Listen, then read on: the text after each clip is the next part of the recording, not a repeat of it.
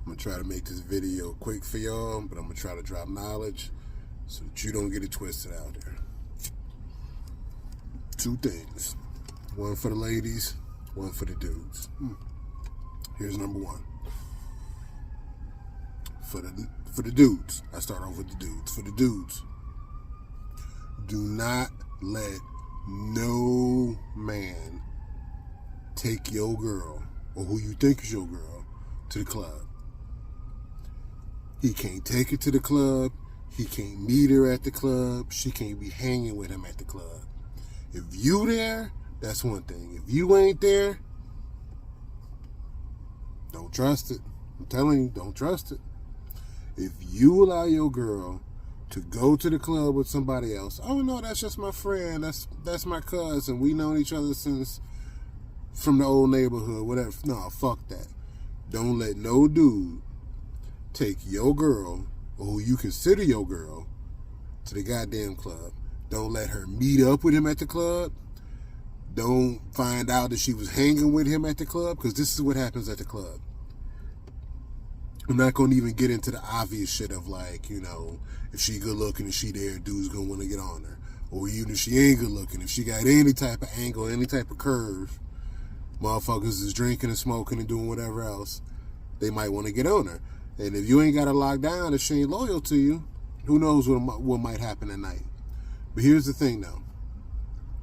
If you allow your girl to go to the club, meet up with somebody at the club, hang with somebody at the club, even if she's a good girl, okay, even if this dude ain't even really pushing up on her, right? There's a certain dynamic that happens. If they cool, they gonna talk. They gonna conversate. It's kind of hard to hear in the club, right? So you might have to get a little bit closer. Might be sipping on something. You get a little bit closer. Body language starts to talk. People don't see it right away. Sometimes people are completely oblivious. Body language talks like a motherfucker. So you done had a sip or two, playing some decent music every couple of songs. Okay, you know, you kind of move into it, sway into it a little bit. What'd you say? You get a little closer. Don't let somebody laugh. Don't let him make her laugh, or she's cracking jokes. Oh shit, she's cracking jokes. And so now you got a little, you know, conversation going. They making each other laugh, making each other giggle. Now, what happens when a dude, somebody else, wants to holler at her? She's a good girl, right? Maybe she's even loyal to you. Maybe not, but say she's a good girl. I'm cool, I'm fine. You know, maybe I'll think about it. Maybe the next song. Now, if the dude is there with her, or she done met up with the dude, or she's hanging with the dude, at some point in time, people gonna think that's her dude. It ain't gotta be, but that's what people gonna think. So if one dude comes up and she don't really dance with him, she don't really conversate with him, but she keeps kicking it with this one dude that she knows, observers, they're gonna think, oh, that must be her dude. Or they cool like that. Maybe this is their first date, maybe they filling each other out. And they observing body language, right? Now let's say another scenario comes where, and girls do this sometimes, women do this sometimes, another dude wants to come up and holler, right? But before he comes up, she's peeped it already. So she tells her friend over here, come over here and act like you're my boyfriend. Can't tell you how many times I done heard women say, sometimes to me, but I've heard women, come act like you my boyfriend so that this dude don't holler at me, or so that, you know, he leaves quicker. Okay, well, you could just say I got a boyfriend, but no, you want a physical presence. This dude right here that I'm talking. Sometimes women use that as a ploy. They use that as some bullshit. Yeah, they want to keep some other dudes off, but that's also because she might be interested in you. She want to see how you respond to being cast as her boyfriend, being cast as her man now. Like, you know, you supposed to be her shield, her blanket, her cover. You know what I'm saying? So, whatever. We all do our little tricks. But here's the last part. If they go out and actually dance, or if they have a long back and forth continued conversation, and I'll get to that in the next part, nice little conversation between the two. If they go dance at some point, and if they have a conversation, Now, this ain't no stranger. She is kind of familiar with this dude. Whatever the situation is, she's kind of familiar with this dude, right? That's why, in the beginning, it's not a threat. Oh, I know him. It ain't even like that. To who? For most dudes, this dude still want to fuck the shit out of you. So, he might be friends with you. That don't mean a friend wouldn't want to put his dick in you. Believe me. So, oh no, it's just cool like that. So there's some familiarity, but it's no threat. Remember that. Remember that statement, ladies. Familiarity. Oh, I know him. He's just a friend. There's Marquis.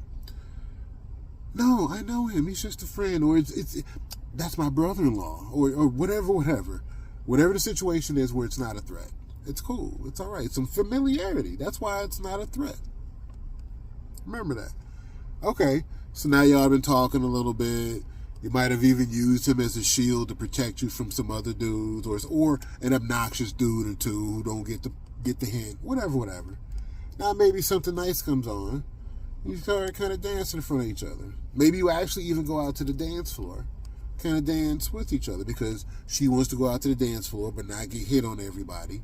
Maybe he wants to go out to the dance floor. This is why a lot of times women like gay dudes, because I'm being a little stereotypical here. But they can fuck with the gay dude, not fuck him, but they can hang with the gay dude and do some of the stuff that they want to do and halfway play the dude off as if it might be their man, but also have, someone there to kick it with, and it's not necessarily a threat, but they'll still get some attention. See what I'm saying? They'll still get some attention from that gay dude they're hanging with, or they might still get attention from people observing, but they can use that gay dude as a shield. When it's a hetero dude, it may not work like that. So my point being is if this is a hetero dude that she's hanging with, that she done met up, that she's going to the club with, or she's going to meet at the club, or she was hanging out with. You didn't know this, but she was hanging out with him at the club.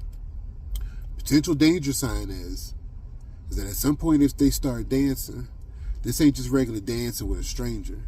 This is dancing with someone you know. Now, it could still be all innocent. She does not look at him like that, regardless of what he thinks. She does not look at him like that. It could still be like that. The point is, and this is my reference to the next segment, is that the door is open. That gate that's supposed to be locked, or signs that says, don't trespass, that sign is not visible. That gate is open.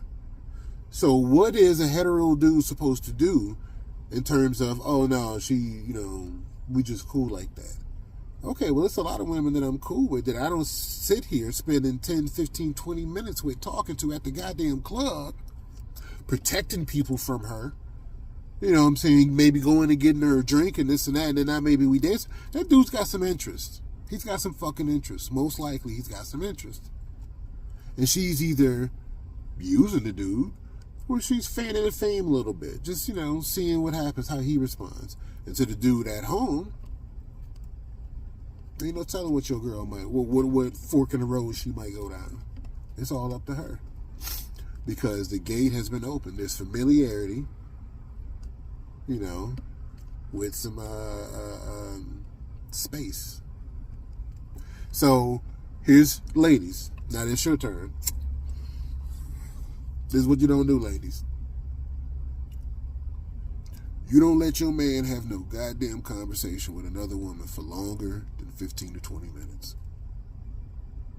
Now, I made another video about this previously, about how conversation between two people, where they in their own little bubble, might even be by themselves completely, but conversation between two heterosexual people, hetero man, hetero woman, that conversation goes longer than 15 minutes, 15, 20 minutes, one of them two people want to fuck. I'm telling you, I bet money on it most of the time, and I win most of the time. One of them two people want to fuck. Now, of course, somebody can say, oh, heterosexual dude. Every heterosexual dude wants to fuck. That's not a mystery. Okay, true. Sustained, argument sustained on that one. But my point being is, conversations can be innocent conversations. People can be friends. People can be friendly. It ain't got to mean nothing. But just like I've been saying in that previous example, your girl goes to the club. She's going with a friendly dude to the club, it don't mean nothing. She's going to meet up with him at the club, or she gets to the club and she hangs out with just a friend at the club. The door's cracked open. Ladies, if your dude has a relationship with someone where they can really zone out the rest of the world and just talk one-on-one for longer than 15 or 20 minutes, you might be in danger. I'm telling you. Unc is telling you. I'm telling you. I mean, you ain't got to believe me, shit. You know, I don't give a fuck. I'm telling you. You might be in danger. Because, first of all, you know, attention spans can be short. Men want the things that they want. Women want the things that they want, right? You know, give me, you know, something that supply a little bit of my demand or move the fuck on. You know what I'm saying? Conversations ain't got to be more than high and by. But I'm telling you, I know as a Sigma male, small talk is like my kryptonite. Small talk is my kryptonite. It's so hard for me to do small talk. I don't know why. It just is. It's like this for a lot of other Sigma males. Maybe not all, but small talk, hard as fuck. We don't really have to talk. This is a bullshit topic. You just really speaking to be speaking. I mean, it's cool. We don't really have to talk. But I can spark a conversation. I'm like Superman on that shit. Sigma males, we could be like Superman on this shit. I could on one hand look like don't say anything to me, or I'm not really a talkative person. But if we hit upon something, you'll be like, I love talking to this dude. Or I love the way this dude listens to me. You know what I'm saying? And then bounces back with something. And so I'm telling you, I've experienced plenty of conversations. Where it's a nice, good, healthy, juicy conversation, and then you realize, oh shit, we like in our own little bubble. And you know what's a sign? A sign is when somebody else enters that little bubble or disturbs it, and both people in their own little way, if you observe body language, you'll be able to see it. Both people in their own little way kind of exhibit a certain body language to that third person or to them other people that's like, fuck out of here. Can you bounce for a minute? Let me finish this conversation with him. Can you give us 5 minutes so I can finish my conversation with her? And it becomes a weird space where it's like you are attracted to that person, but doesn't mean you want to fuck that person. See, men, we want to fuck everything damn near. So, you know, maybe that's not such a hard question to ask. But attraction does not have to mean that you want to fuck somebody. But attraction is attraction. That's straight up. What you are attracted to, what you like, what you want around you, what you want to be doing, that's real fucking talk. So what happens, ladies? Dudes too, for your ladies. But what happens, ladies, when your dude, you trust him? This ain't even a dude that you got a spy on. You trust this dude. He's a good dude. In that way, he's a good dude. You ain't never came across no shit. But one of the things that you love about him, she loves about him. So it's all innocent, but whenever, he's available, yeah, how some ladies might be like, oh, I got a fridge, I can't move, I'm trying to move it to the other side of the kitchen, can you come help me? That could end up with somebody falling in some pussy. You never know. It's not happening. Oh, she just asked me to move the fridge. Oh, I thought you were just going to move the fridge. How you gonna fuck my girl? Well, pussy was on the other side of the fridge, I guess. But conversation? Yeah, like, she was just telling me some stuff. What the fuck was she telling you? I guess not every woman responds to that. What the fuck was she telling you? Well, shit, she was just telling me, like, he be doing different stuff, and, she just got tired of it, and, this and that. Why the fuck you listening to her, this and that? Because I'm a human being. Because I'm a person. Because I might even be a friend. Oh, but because we in some type of relationship, it threatens you for me to have a conversation with this person, because you know what that is? It's familiarity in space. Sound familiar? Remember that thing, that other thing from that other situation? It's just familiarity. But it's familiarity in a safe space, in a bubble that's really just between them two people. That shit is dangerous. It don't got to mean nothing. It don't got to mean nothing. But I'm telling you.